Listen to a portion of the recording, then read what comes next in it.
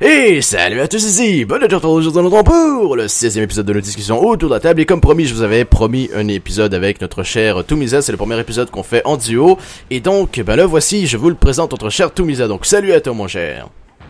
Salut, merci de m'inviter, hein, c'est gentil. Y'a pas de quoi, tout simplement, ben, présente-toi, voilà, qui c'est que t'es, mon cher. Je suis français, j'ai une chaîne Team Fortress 2, exclusivement Team Fortress 2 depuis un an maintenant à peu près, parce que j'avais essayé de faire de la merde avant, avec Minecraft et d'autres conneries, on va dire. Je me suis concentré sur Team Fortress 2, et grâce à ça maintenant je dépasse les 1000 abonnés sur ma chaîne. Et moi, en tant que joueur à Team Fortress 2, je dépasse les 2000 heures de jeu. Mais bon, c'est pas pour ça que je suis bon, hein. Je suis resté moyen tout le temps. Ouais, et déjà félicitations aussi pour avoir franchi la barre des 1000 abonnés. Et donc c'est ça. Donc en fait, comme t'es mon invité... Ouais, on peut dire... bon, vas-y, continue à parler, hein, c'est... Non. J'allais juste dire merci à Don Pasqualino parce que c'est grâce à lui qu'il m'a donné un gros coup de boost au moment des 500 et voilà quoi. Mais je crois que c'est pareil pour toi, non? Ouais, même chose. L'effet Don Pasqualino, comme a dit Rexy, c'est gros, c'est quelque chose de gros. Donc en fait, comme t'es mon invité, bon, je t'avais demandé de choisir le sujet pour ce 16e épisode. Donc t'avais choisi le compétitif sur Team Fortress ou le compétitif en général. Donc, ben, lance-toi dans la piscine et parle-nous-en de que tu voulais en parler. Ah ben ouais, je voulais parler du compétitif dans Team Fortress 2 parce qu'il est quasiment inexistant en fait. Le jeu n'est pas prévu pour ça, on peut dire. Ceux qui font ça, que ce soit EX Télévision ou TF2 Connexion en France, font ça, on va dire, de manière plus ou moins amateur, même si il y a une vraie championnat, il y a un vrai ligue, il y a des lots à gagner. Mais voilà, c'est pas de façon professionnelle, il n'y a pas du vrai argent, je crois, à gagner. Et j'enrage parce que en fait Valve ne fait rien pour ça, mais en même temps le jeu date de 2007, donc comme c'est un vieux jeu, l'e-sport à l'époque était pas aussi développé quoi. Ouais, c'est vrai parce que aussi comme t'as dit, parce que comme sur Team Fortress c'est pas très développé, par exemple si on prend d'autres jeux, donc par exemple surtout les MOBA qui sont Team Fortress qui sont Dota ou LoL, il y a des lots gigantesques à gagner, c'est comme 4 millions, je sais plus c'est combien pour Dota. En fait pour Dota il y a l'espèce de petit documentaire free to play qui disait le lot à gagner s'il gagnait l'international de Dota, et c'est simplement c'est des prix hallucinants, c'est des millions de dollars. Et c'est juste, c'est fantastique quoi, c'est juste magnifique de voir ça. Et donc c'est ça, c'est pour ça que même aussi Team Fortress pourrait avoir son mode compétitif, parce que simplement il y a beaucoup d'atouts que d'autres jeux n'ont pas, par exemple comme Call of Duty, voilà. Oui, mais il y a beaucoup d'atouts, c'est parce que notamment c'est un style cartoon qui peut plaire à beaucoup de monde, et surtout que les classes que l'on voit dans le jeu, elles sont différenciables rapidement. On reconnaît le heavy du scout, on reconnaît le demoman du soldier, voilà, il y a des caractéristiques visuelles qui sont facilement identifiables quoi. C'est ça qui fait la force du jeu. On peut expliquer les mécaniques du jeu à quelqu'un, mais super facilement, alors qu'à Dota et à League of Legends, leur expliquer qu'il faut acheter des objets, qu'il faut monter des pouvoirs, qu'il faut acheter des tours de vision, des trucs comme ça, qu'il faut détruire ça en premier, qu'il faut aider les sbires, mais c'est vachement compliqué. Je me dis que Team Fortress a énormément d'atouts pour être quelque chose de fun à regarder en compétitif quoi. Ouais, donc ensuite t'avais aussi l'exemple de Counter-Strike que tu m'avais dit un petit peu plus tôt, parce que ça fait 3 fois qu'on refait la capture parce que simplement ça marchait pas. T'avais aussi un exemple avec Counter-Strike, c'était et ouais, parce qu'il n'y a pas beaucoup de FPS, il nous semble qu'il soit vraiment compétitif. En même temps, on suit pas tout, mais Counter-Strike à l'époque était vraiment le premier sport compétitif, je crois. Il y avait Starcraft aussi à l'époque, mais en match par équipe, c'était Counter-Strike. Et depuis qu'ils ont ressorti la nouvelle version, la Counter-Strike Global Offensive, voilà, j'en entends pas trop parler. J'ai vu quelques matchs de ça, mais c'est pas fun à regarder, parce qu'on regarde ça sur une mini carte ou de loin ou alors de près, mais il n'y a pas de beaux jeux. Il me semble qu'il n'y a pas d'aussi beaux jeux qu'à Team Fortress 2. Il n'y a pas des gars qui volent dans tous les sens, qui rebondissent, qui vont super vite. Team Fortress 2 a énormément d'atouts pour être compétitif. Je le dis, je le redis quoi. Ouais, et aussi comme t'as dit, il y a tout le monde qui saute partout. Il y a aussi parce que c'est encore plus original pour la simple et bonne raison que t'as par exemple les airshots, t'as simplement le rocket jump qui donne parfois des gameplays, simplement pas des gameplays par exemple, mais juste des full plays par des par des soldiers qui sont juste super pro, quoi. Tu vois, tu les vois sauter partout, tu les vois marquer de garde, et où tu vois simplement qu'ils sautent, ou est-ce qu'il y a par exemple un heavy, un soldier et un démo, il esquive toutes les balles, et simplement il vient pour simplement tuer le médic et il le tue, quoi. C'est magnifique, même chose pour le démo man. Ouais, mais dans un des zappings que je fais là, j'ai montré l'exemple d'une frag movie où le soldier il est à 19 points de vie. Il sait qu'en faisant un rocket jump il va en perdre 15, donc il saute quand même, il est à 4 points de vie, il tue un démoman à la pioche, et voilà, mais c'est beau à voir ça, le gars il sait qu'il a 19 points de vie, qu'il va en perdre 15 et qu'il peut tuer quelqu'un entre temps, il sait qu'il peut prendre ce risque, il le prend, donc c'est vraiment très très beau quoi. Mais un des problèmes dans Team Fortress 2 qui fait que ça soit pas... qu'il n'y ait pas de compétitif, c'est parce que déjà les gens ne le regardent pas, et parce que c'est très dur à faire quelque chose de joli, de représenter, de présenter un match Team Fortress 2 de façon jolie, c'est super dur. Voilà, c'est très très...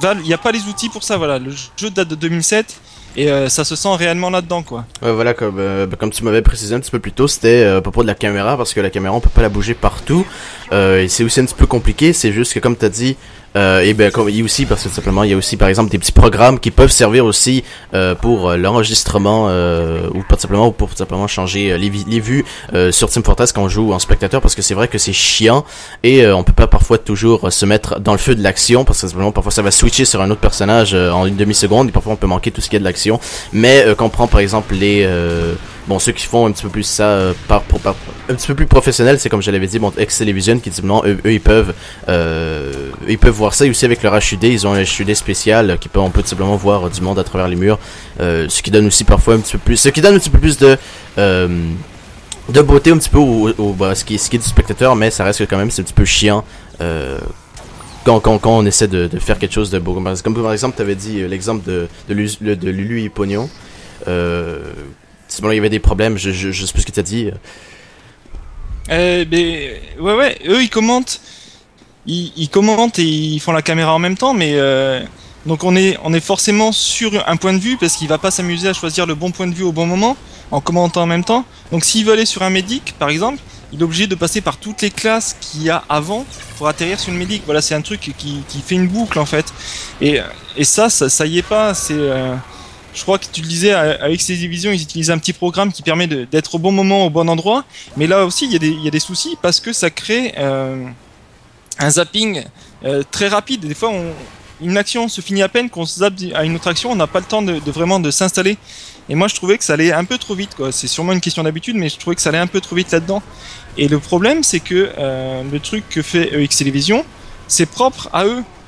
Ils ont leur replay, ils ont leur HUD, ils ont leur logiciel pour la caméra. Et si moi je veux le faire, et je voudrais commenter des matchs compétitifs, voilà, je vais galérer 2 fois plus parce que j'ai pas tous ces outils. Et il faudrait que Valve vraiment force là-dedans, organise des tournois, mette en place des tournois compétitifs. Et pour cela, j'attends la prochaine mise à jour, End of the Line, quoi. J'espère que ça va être là-dedans, sincèrement. Ouais, et aussi tu m'avais précisé le sujet avec les 6v6 et les 9v9, que simplement il y avait c'était moins challengeant de voir du 6v6 par exemple, parce qu'il y avait plusieurs modes, ça je me rappelle plus. C'était quoi les modes que tu m'avais dit Non, c'est parce qu'en fait dans le 6v6, il y a des doublons. Il y a la metagame du 6v6, c'est qu'il y a 2 soldiers, 2 scouts, un demoman et un medic. Et il me semblait que avec les 9 classes qu'on a qui sont facilement identifiables dans Team Fortress 2, il est dommage d'avoir des doublons, d'avoir 2 soldiers et 2 scouts dans une équipe. Je trouve ça dommage et que ça fait moins de beaux jeux pour les gens. On voit 2 soldiers, alors même s'ils ont un chapeau différent ou des trucs comme ça, ça leur fait 2 soldiers à regarder, alors qu'il y a d'autres classes qui sont mieux là-dedans. Mais l'un des problèmes aussi de Team Fortress 2, c'est que l'autre mode de jeu, c'est le Highlander. C'est du 9 versus 9, et faire une équipe de 9 personnes contre 9 personnes, c'est impossible en compétitif. Déjà pour la montée, trouver 8 amis pour jouer en ligne, c'est la galère. Mais vous voyez ce que vous faites, quoi. Vous voyez ce qui se passe avec LoL ou Dota quand vous voulez faire une partie avec déjà 4 autres amis à vous. C'est assez compliqué à organiser. Alors imaginez 8 autres amis pour faire du 9v9.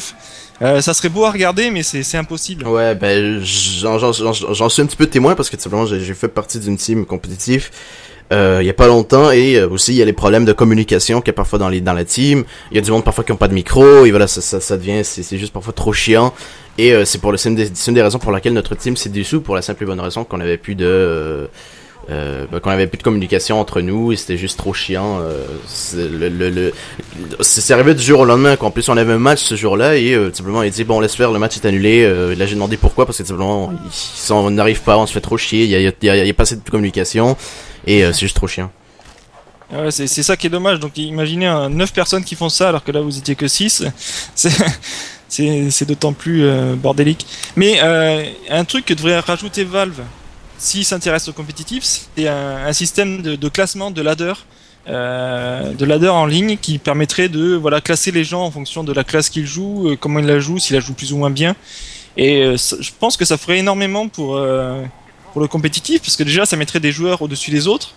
Et ça permettrait de distinguer ceux qui sont bons de ceux qui le sont moins, et vraiment d'avoir des équipes qui disent ah tiens lui il est bon, on va essayer de le recruter, on va essayer de le faire entrer dans une équipe, ou même quelqu'un qui se dit ah mais attends, je suis dans le haut du classement là, peut-être je vais essayer de faire du truc compétitif, et au final ça te donnerait du beau jeu quoi. Ouais. Puis ensuite, je veux juste revenir à ce que tu avais dit à propos du 6v6 et du 9v9. Il y avait... Bon, en fait, ce qu'on peut faire quand on est... par exemple, quand on est... Parce que je sais qu'en scout, dans les 6v6, il y a quelqu'un qui peut switch, par exemple, pour simplement aller en défense, pour ce qui est... par exemple, si par exemple, il y a l'équipe adverse en train de push trop rapidement... il peut tout simplement y aller par exemple heavy ou une classe de support qui soit sniper ou spy, et ça peut aussi donner un petit peu de changement. Aussi il y a le pyro qu'on peut aussi switch pour le pyro, mais parfois ça peut être un petit peu chiant, et c'est juste dans des certaines occasions qu'on peut vraiment switch, mais comme t'as dit, la méta normale c'est simplement qu'il y a 2 scouts, 2 soldiers, un démo et un médic. Ouais, mais c'est dommage parce que le pyro il a des bonnes armes pour être là tout le temps. Il peut reflect les roquettes, il peut reflect les pipes et tout ça. Il donne des coups critiques quand il le fait. Le pyro pourrait vraiment être une classe intéressante. D'ailleurs, Valve, on sent que Valve fait tout là, parce qu'ils ont rééquilibré toutes les armes dernièrement. Ils sont en train de le faire en permanence. Et c'est dommage de rééquilibrer les armes et les classes si c'est pour ne pas les voir jouer en mode compétitif. Donc, à mon avis, Valve prépare quelque chose de ce côté-là, mais pour l'instant, il y a vraiment rien du tout, quoi.